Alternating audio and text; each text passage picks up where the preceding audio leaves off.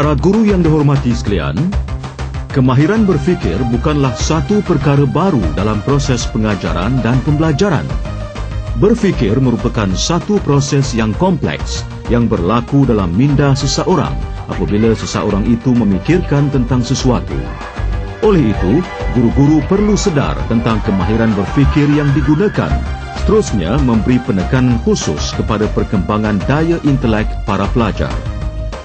Falsafah pendidikan negara telah menyarankan agar kemahiran berfikir dilaksanakan dalam proses pengajaran dan pembelajaran untuk mewujudkan insan yang seimbang dan harmoni dari segi intelek, rohani dan jasmani.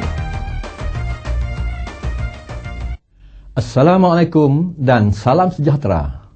Para pendidik dan penonton sekalian, pada kali ini kita akan berpeluang pula menyaksikan bagaimana alat berfikir digunakan dalam pengajaran dan pembelajaran bahasa Melayu.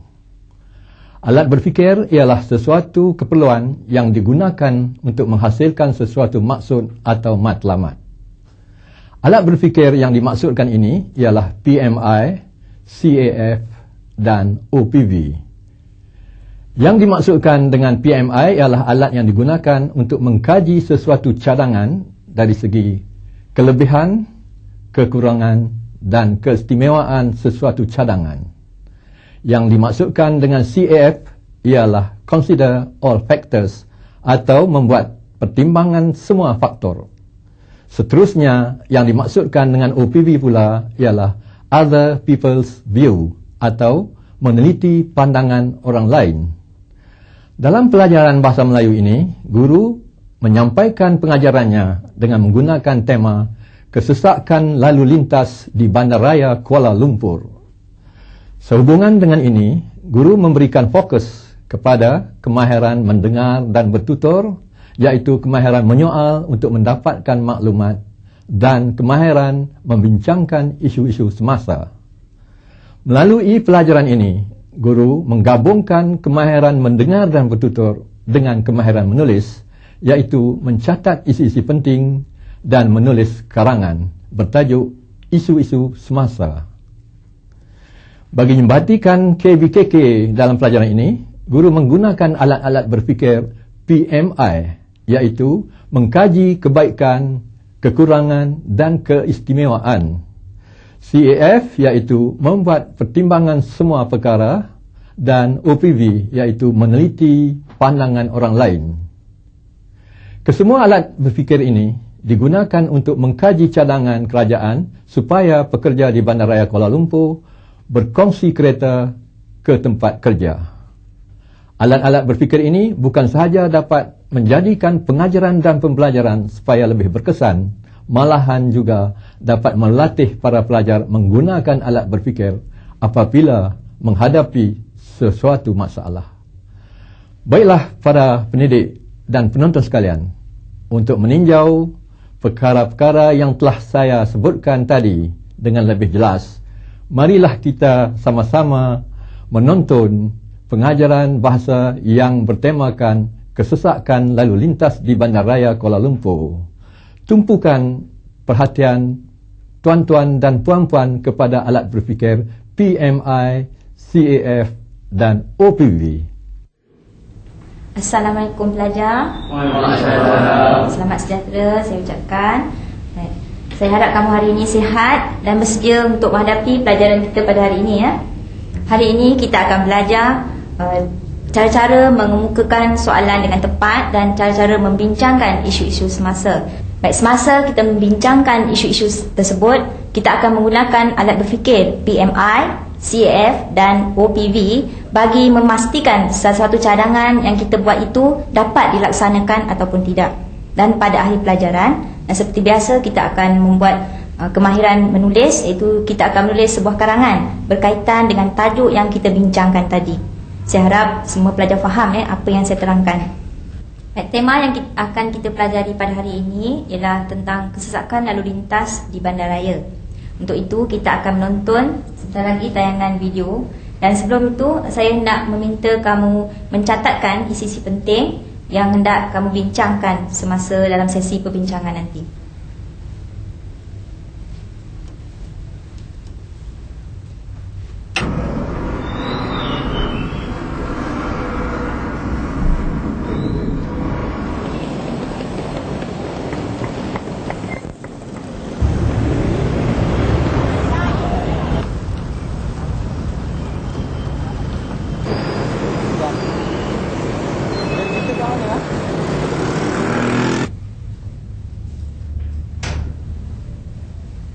pelajar-pelajar, sebentar lagi kamu telah pun menonton tayangan video tentang kesesakan lalu lintas di jalan raya. Baik, sekarang saya nak kamu membina seberapa banyak ayat tanya dengan menggunakan kata tanya yang tepat. Kata tanya yang boleh kamu gunakan adalah seperti ini.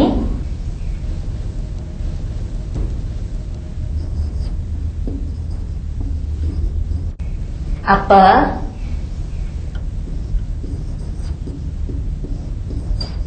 Bila?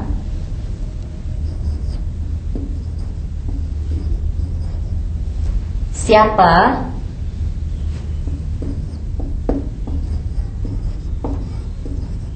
Di mana?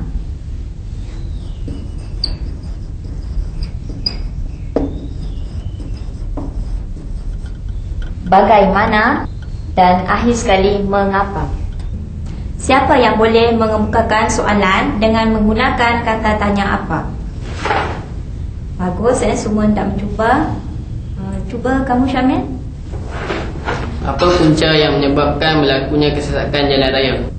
Apa puncanya yang menyebabkan kesesakan jalan raya? Ayat tanya tadi boleh kamu baiki dengan menambahkan perkataan kah. Apakah yang menyebabkan kesesakan lalu lintas berlaku? Sekarang ini kita berpindah pula kepada ayat tanya daripada perkataan bila. Baik, siapa hendak mencuba pula? Baik, semua hendak mencuba. Cuba kamu pula, Hasbullah. Bilakah kesesakan lalu lintas ini sering berlaku? Bagus ayat tadi, Hasbullah.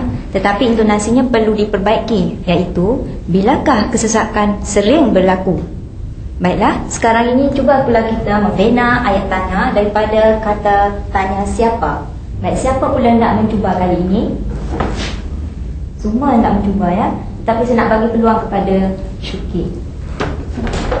Siapakah yang harus dipersalahkan sehingga berlakunya kesesakan lalu lintas ini? Bagus, okey, duduk. Baik, kita pindah pula kepada ayat tanya daripada kata tanya di mana pula. Baik, saya nak kamu mencuba sekarang ni, di mana? Cuba, Hairul. Di manakah kesesakan lalu lintas sering berlaku? Bagus, Hairul ya. Donasinya pun bagus. Sekarang kita akan membina pula ayat tanya dengan menggunakan kata tanya bagaimana. Siapa yang tak mencuba? Kita beri peluang kepada Musallim. Bagaimanakah cara untuk mengatasi masalah tersebut? Bagus, Musallim, ayat tersebut. Tetapi intonasinya perlu diperbaiki, iaitu bagaimanakah caranya kita hendak mengatasi masalah tersebut. Cuba Musallim ulang semula. Bagaimanakah cara untuk mengatasi masalah tersebut? Bagus, Musallim, kamu telah dapat menyebutnya dengan intonasi yang betul. Sekarang ini mari kita beralih pula kepada kata tanya mengapa. Saya nak kamu membina ayat tanya dengan menggunakan kata tanya mengapa. Cuba belajar. Baik, cuba kita beri peluang pada Azlan. Mengapakah kesesakan lalu lintas sering berlaku? Bagus, Azlan, kamu telah dapat membina ayat tanya yang tepat sekali.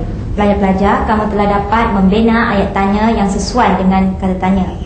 Sebenarnya kamu boleh juga membina ayat tanya dengan mengukurkan partikel kah di hadapan. Iaitu misalnya kamu gunakan perkataan siapakah nama anda. Anda boleh tukar menjadi nama anda siapa. Misalnya seperti ini ya.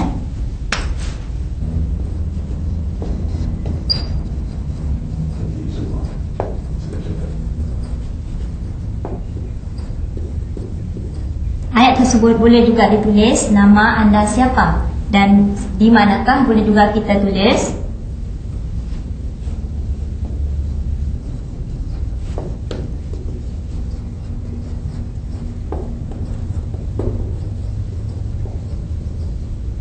Anda tinggal di mana? Ada apa-apa soalan pelajar? Ya, Mazharul. Cikgu, apabila kita membina ayat tanya, perlukah kita menggunakan tanda tanya? Bagus, Mazharul. Saya sengaja meninggalkan tanda tanya di situ untuk melihat adakah kamu memberi tumpuan semasa saya mengajar. Ayat ini perlu kita letakkan tanda tanya di sini. Baiklah, pelajar-pelajar, sebagai rumusannya, kita boleh gunakan kata tanya di hadapan dengan menggunakan partikel kah, dan sekiranya kita hendak meletakkan kata tanya di belakang, kita gugurkan partikel kah seperti ini. Faham semua pelajar? Baiklah pelajar-pelajar, sekiranya kamu telah faham tentang penggunaan ayat tanya, kita beralih pula kepada tayangan video yang telah kamu tonton sebentar tadi, iaitu mengenai kesesakan lalu lintas di bandaraya. Cikgu hendak bertanya, bagaimanakah caranya kita hendak mengatasi kesesakan lalu lintas? Kevin, cuba kamu jawab soalan tersebut. Untuk mengatasi masalah kesesakan, pihak berkuasa telah mencarahkan agar kita berkongsi kereta ke tempat kerja. Bagus Kevin, terima kasih dengan cadangan itu.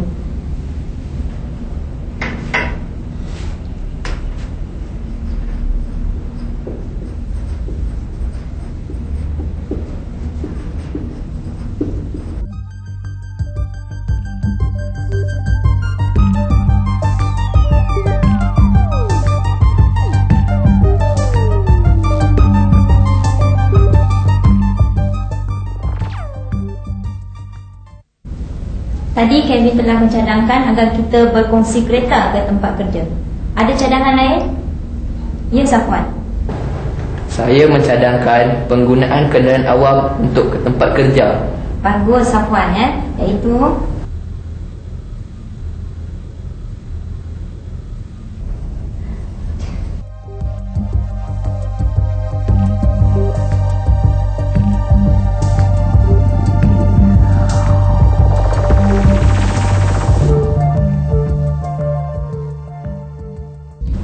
baiklah, satu lagi cadangan iaitu kita menggunakan kenderaan awam. Tetapi pada hari ini kita akan membincangkan cadangan berkongsi kereta ke tempat kerja sahaja. Baiklah, untuk membincangkan cadangan berkongsi kereta ke tempat kerja, saya hendak kamu berpecah pada 3 kumpulan. Baik, saya bagikan kamu kepada 3 kumpulan. Kumpulan yang pertama terdiri daripada Disintat sebagai ketua, kemudian diikuti dengan Hasbullah, Safwan, Deva dan juga Katerison Baik, untuk kumpulan yang kedua terdiri daripada Alif sebagai ketua kumpulan, Musalin, Syamil, Suki dan juga Kevin. Baik, sementara itu untuk kumpulan ketiga yang akan membincangkan alat berfikir OPV nanti ialah kumpulan Azlan, Mazairul, Zainal dan juga Hairul. Sebelum kamu berpecah pada 3 kumpulan, saya akan terangkan dahulu apakah yang dimaksudkan dengan alat berfikir PMI, CAF dan juga OPV. Baik pelajar-pelajar, cuba anda perhatikan pada alat OHP kita ini.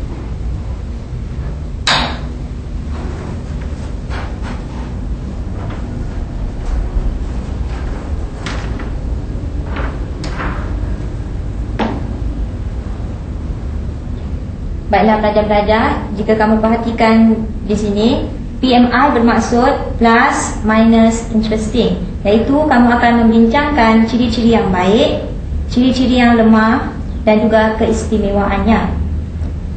Manakala kumpulan 2 akan membincangkan alat berfikir CAF. Alat berfikir CAF iaitu consider all factors. Kamu akan mempertimbangkan semua faktor yang akan kamu bincangkan dalam cadangan berkongsi kereta.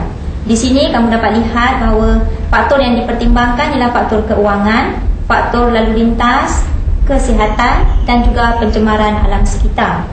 Ini hanya merupakan contoh sahaja. Apabila kamu berbincang dalam kumpulan, kamu boleh fikirkan faktor-faktor lain yang kamu kira munasabah. OPV bermaksud other people's view, iaitu kamu meminta pandangan orang lain dalam cadangan berkongsi kereta.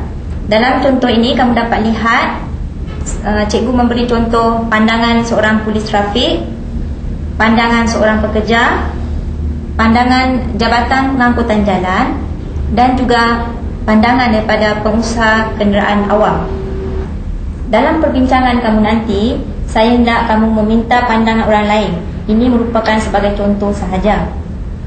Siapa ahli dalam kumpulan yang ketiga? Angkat tangan. Baiklah, saya harap kamu ingat apa yang telah saya sampaikan tadi.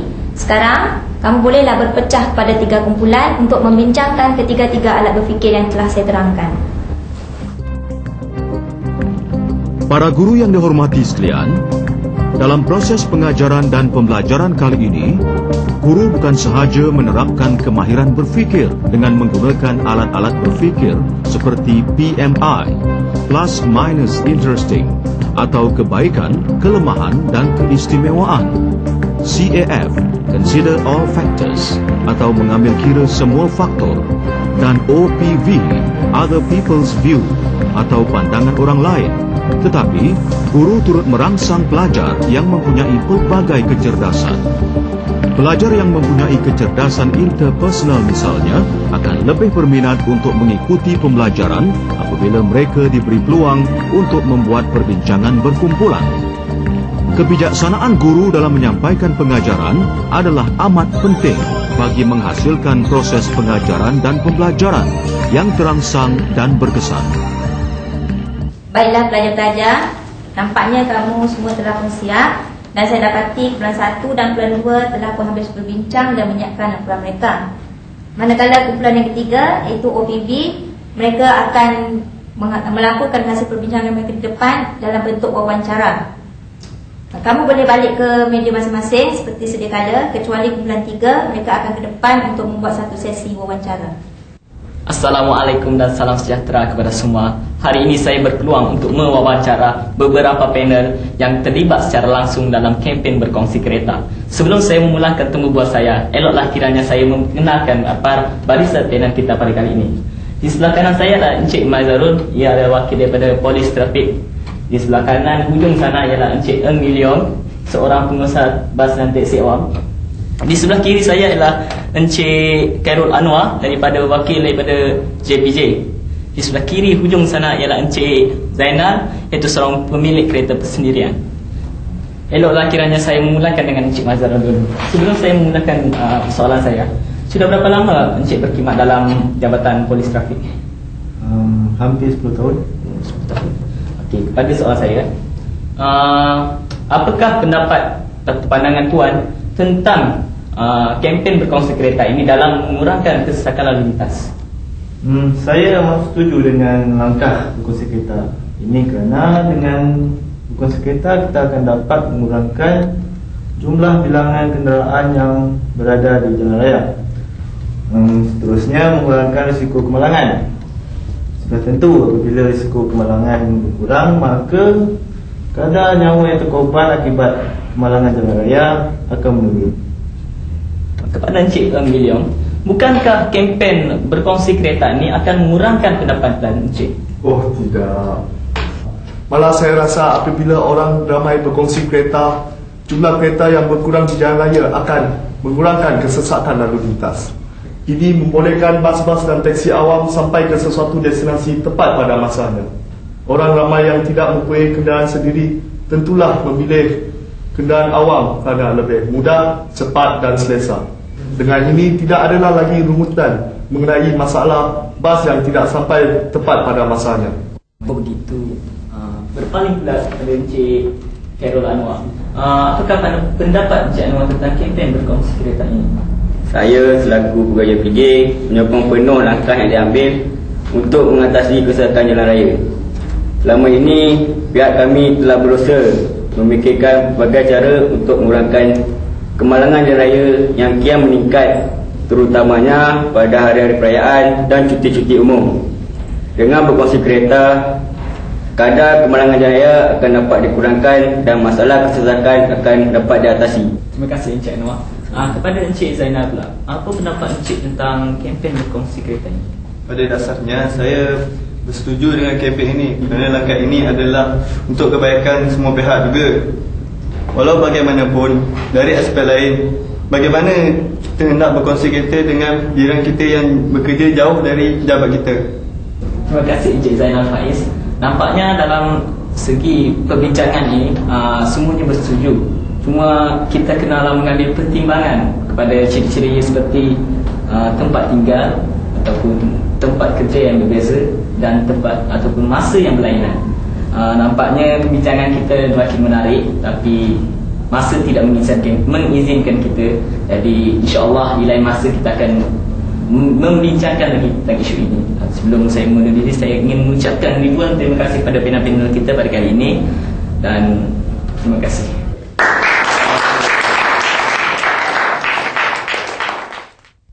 Selamat sejahtera saya ucapkan kepada cikgu dan rakan-rakan sekalian.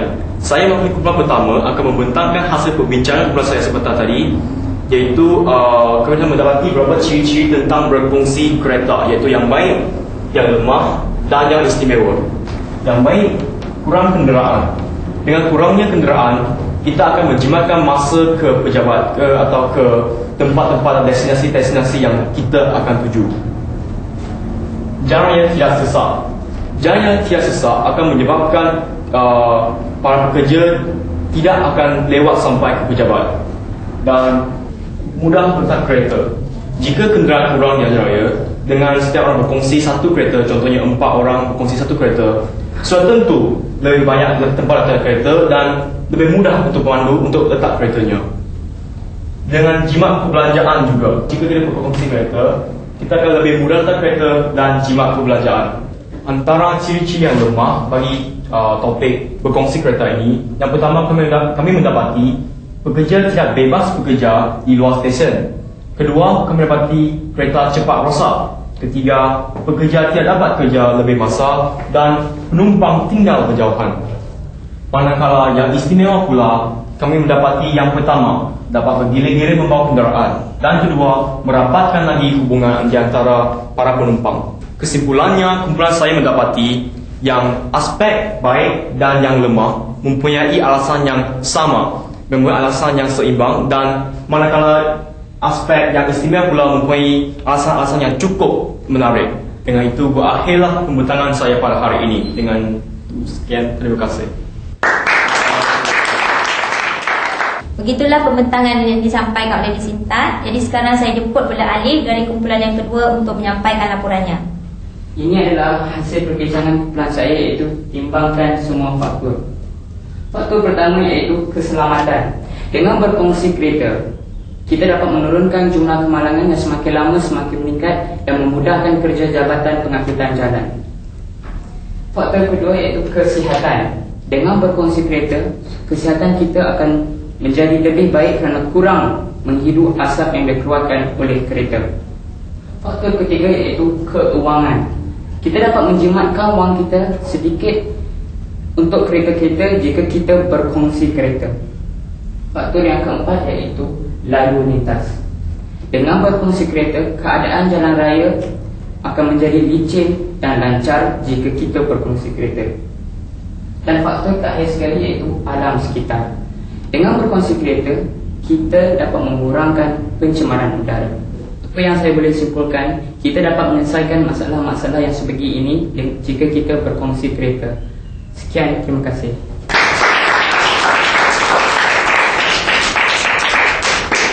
Terima kasih Alif atas pembentangan tadi. Jadi sekarang ni saya hendak rumuskan apa yang telah kita pelajari pada hari ini.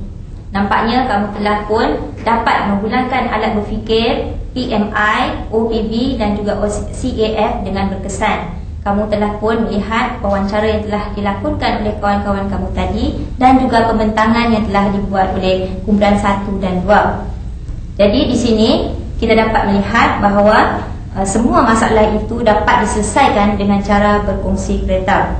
Sebelum kita mengakhiri kelas kita pada hari ini, saya nak ingatkan kembali bahawa kamu perlu membuat suatu karangan di rumah dan kamu boleh memilih salah satu tajuk, iaitu yang pertama, cara-cara bagaimana kita hendak mengurangkan kesesakan jalan raya di Bandaraya Kuala Lumpur, ataupun kamu boleh juga memilih suatu karangan tentang bagaimana lalu lintas kita pada tahun 2020 nanti.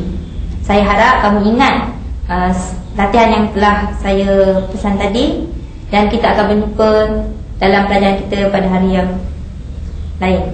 Tuan-tuan dan puan-puan, sebentar tadi telah pun kita saksikan satu pelajaran bahasa Melayu tingkatan 4 yang disampaikan oleh Cikgu Salviah binti Abdul Aziz dari Sekolah Menengah Tinggi Kajang. Kita dapat perhatikan tadi, Cikgu Salviah telah mengajarkan kemahiran mendengar dan bertutur, menyoal untuk mendapatkan maklumat dan membincangkan isu-isu semasa. Tema yang dibincangkan ialah kesesakan lalu lintas di Bandaraya Kuala Lumpur. Kita dapati Cikgu Salviah telah menggunakan alat berfikir untuk meneliti cadangan pihak kerajaan supaya pekerja di bandaraya berkongsi kereta ke tempat kerja.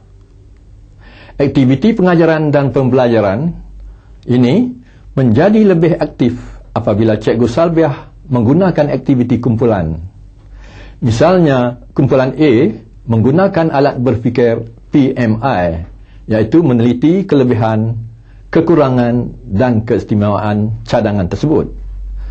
Kumpulan B menggunakan alat CAF untuk memberikan pertimbangan semua faktor tentang cadangan berkongsi kereta ke tempat kerja. Kumpulan C pula menggunakan alat OPV atau mengambil pertimbangan pendapat orang lain. Melalui aktiviti dan alat berfikir ini, kita dapati secara menyeluruhnya cadangan untuk berkongsi kereta ini mempunyai kekuatannya yang tersendiri. Kita dapati cadangan ini boleh digunakan di bandaraya untuk mengurangkan kesesakan lalu lintas. Namun demikian, ada yang berpendapat beberapa perkara perlulah diberikan pertimbangan bagi melaksanakan cadangan ini. Antaranya termasuklah tempat tinggal pekerja yang berjauhan antara satu sama lain, tempat kerja yang berlainan dan masa bekerja yang tidak sama antara satu jabatan dengan jabatan yang lain. Tuan-tuan dan puan-puan, alat berfikir ini dapat membantu meningkatkan kualiti berfikir pelajar dan keadaan ini mewujudkan pembelajaran sepanjang hayat. Sekian dahulu rancangan kita pada kali ini dan diharapkan model pengajaran dan pembelajaran ini dapat diaplikasikan juga dalam mata pelajaran lain. Terima kasih.